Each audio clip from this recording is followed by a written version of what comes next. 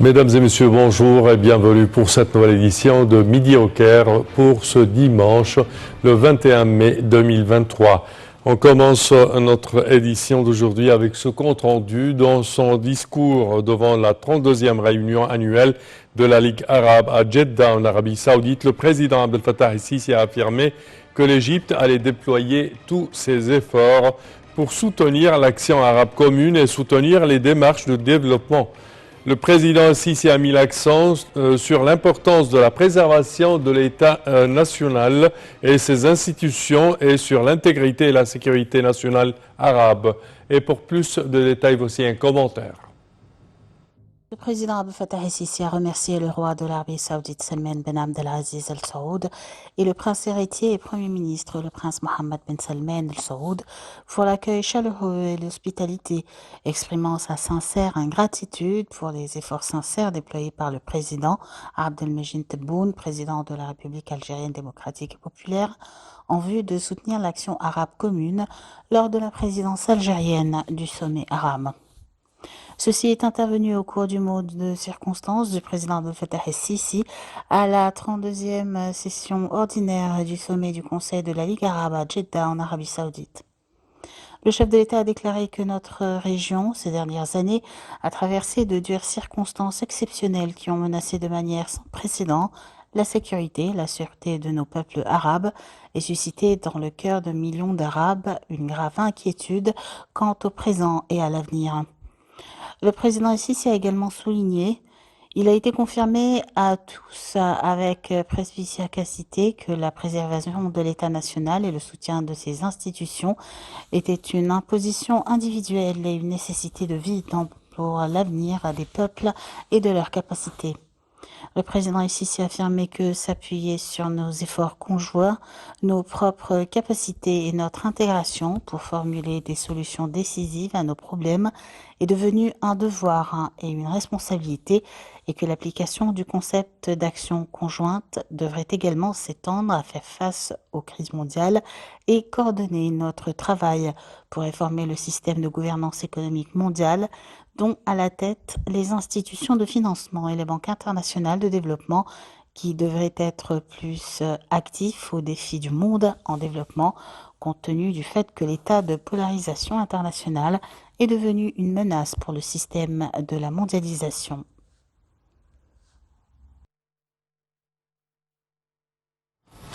Et le chef de l'État a regagné le Caire après sa participation à ce 32e sommet arabe à Jeddah en Arabie Saoudite. Le président el-Sisi a souligné lors du sommet que la préservation de l'État national et le soutien de ses institutions est un devoir et une nécessité de la vie future des peuples et leurs capacités, soulignant que la sécurité arabe est un ensemble indivisible. Et pour plus de détails, voici un commentaire. Le président Abdel Fattah el-Sisi a rencontré à Jeddah le prince Mohammed Ben Salman Ben Abdelaziz Al Saoud, prince héritier et premier ministre du Royaume d'Arabie Saoudite. Le conseiller Ahmed Fahmi, porte-parole officiel de la présidence de la République, a déclaré que le prince Mohammed Ben Salman a souhaité la bienvenue au président Abdel Fattah el-Sisi, exprimant l'appréciation de l'Arabie Saoudite pour l'Égypte en tant que leadership et peuple. Le prince Mohammed Ben Salman a également loué les relations profondes, historiques et de fraternité sincère entre l'Égypte et l'Arabie Saoudite, soulignant l'aspiration de l'Arabie Saoudite à continuer de faire progresser les relations bilatérales distinguées entre les deux pays dans divers domaines. Pour sa part, le président el-Sisi a exprimé sa joie de visiter le royaume frère d'Arabie Saoudite, affirmant sa souveraineté, la fierté de l'Égypte dans les liens historiques qui unissent les deux peuples et peuples frères. Le chef de l'État a félicité son Altesse le prince héritier pour l'accession de l'Arabie Saoudite à la présidence du sommet arabe à sa 32e session, exprimant les souhaits et la confiance de l'Égypte dans le succès de l'Arabie Saoudite dans la promotion d'une action arabe commune au cours de la période à venir.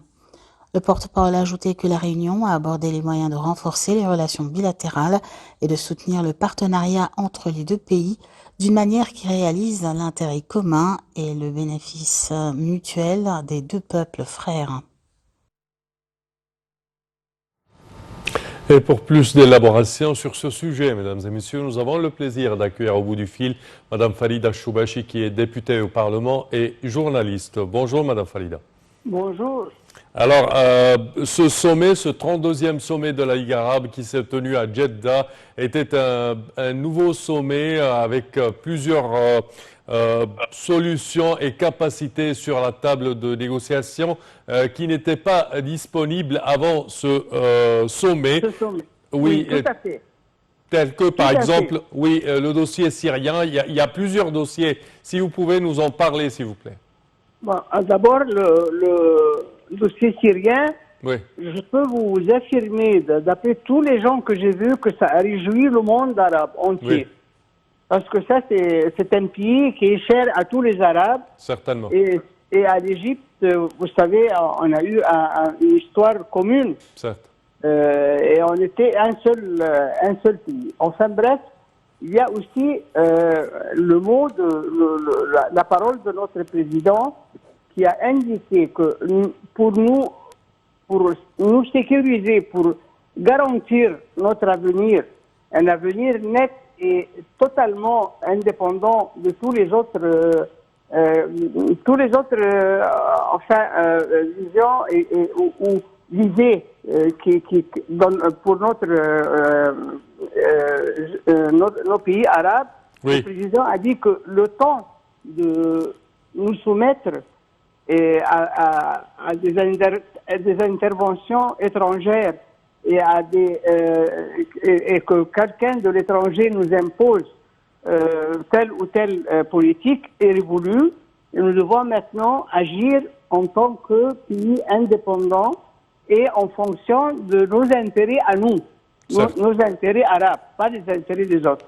Et en plus, le président aussi a demandé, et ça a été très bien accueilli, qu'il y ait une complémentarité entre les pays arabes.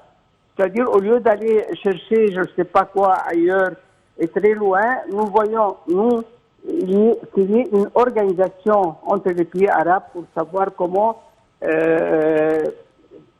ajouter telle ou telle matière à un autre pays arabe et comment aider les pays arabes qui sont en difficulté, comme par exemple la Libye, le Soudan, le Yémen, tous ces pays-là. Il faut que, parce que ça va ajouter un plus à notre force en tant que pays arabe. Alors là maintenant, le temps de nous soumettre à d'autres volontés est révolu. Nous commençons à présent à agir en fonction de nos besoins à nous et de notre vision à nous. Oui, sans ingérence des pays étrangers. Voilà, tout à fait. Parmi également les hypothèses qui étaient disponibles ou les options qui étaient disponibles sur la table, c'était la réconciliation entre l'Arabie Saoudite et l'Iran par médiation chinoise. Comment voyez-vous ce sujet? Moi, je vois que nous n'avons pas animosité contre n'importe quel pays. Pourquoi pas essayer de trouver un moyen de la vie conjointe et paisible. C'est-à-dire la réconciliation entre l'Arabie Saoudite et l'Iran, ça va nous profiter à nous, à l'Iran et à nous aussi. C'est-à-dire en tant que pays arabe, nous ne voulons plus maintenant des tensions qui ont duré des décennies et qui nous ont vraiment beaucoup nuit. Oui. Alors là, maintenant, il faut commencer à voir les intérêts arabes.